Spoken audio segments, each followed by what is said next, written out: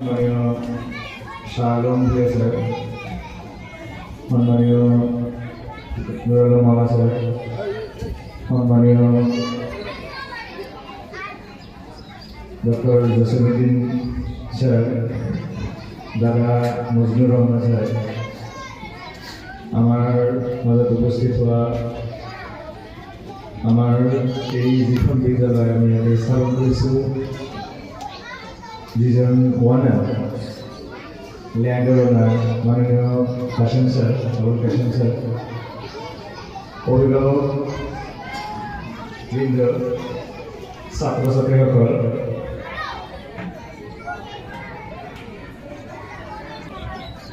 আমি এই বিদ্যালয়খন 2020 চনত স্থাপন কৰিছিলোঁ। ইয়াৰ বেকগ্ৰাউণ্ডটো আমাৰ অভিভাৱকসকলে কৈয়ে গৈছে যে কেনেকৈ কৰা হ'ল। আমাৰ বিদ্যালয়খন স্থাপনৰ পৰা আমি বিভিন্ন সময়ত প্ৰথমতে যেতিয়া ষ্টাৰ্ট কৰা হ'ল 2020 চনত, তেতিয়া কোভিড আহিছে। কোভিড যোৱাৰ 3টা বছৰ যি বাধা অতিক্ৰম কৰি আমি এটা আজিৰ অৱস্থা পাইছোঁ, 5 বছৰ ৰানিং। এইখিনি অৱস্থাত মই কি দিব পাৰিছোঁ, কিমানখিনি কৰিব পাৰিছোঁ, এইখিনি বিচাৰৰ বিষয়ে আমাৰ অভিভাৱকসকল। কিন্তু আমাৰ অভিভাৱকসকলৰ লগা কথা হৈছে, কিয় কাৰণে কৈছোঁ যে আমাৰ বিদ্যালয়খনৰ 240 জন ছাত্ৰ ছাত্ৰী বৰ্তমান আছে, আৰু অভিভাৱকৰ সংখ্যা আজি যদি মিটিঙত দিয়া হয়, যদি হিচাপ কৰা হয়, মেক্সিমাম 50 মান হ'ব।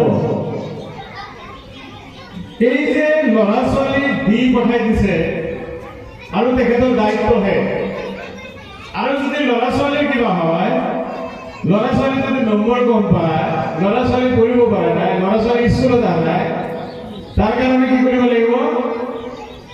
অভিভাৱকে ফোন কৰিব লাগিব, ফোন কৰি থাকিব। প্ৰেক্টিকেল যদি নাহে তেতিয়াহ'লে কেনেকৈ হ'ব? আগত আমি দেখা পাইছোঁ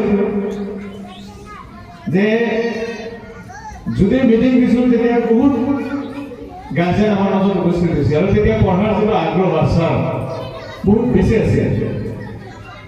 অভিভাৱকসকলক মই অনুৰোধ জনাম, আপোনালোকে ৰেগুলাৰ স্কুলত অহাৰ এটা অভ্যাস কৰক। আপুনি যেতিয়া স্কুলত আহিব তেতিয়া আপোনাৰ বাচ্ছাক বুজি পাব যে মোৰ পঢ়া শুনাত যদি দুৰ্বল হয়, মোৰ মা দেউতাই গৈ শিক্ষকক কৈ দিব। আপোনাৰ ল'ৰাটোৱে যদি ফাঁকি দিব খোজে, তেতিয়াহ'লে আপোনাৰ বাচ্চাটোৱে তেতিয়া মনে মনে ভাবিব যে দেউতাইতো যাবই, ছাৰে এটা কৈ দিবই, ছাৰে যদি কৈ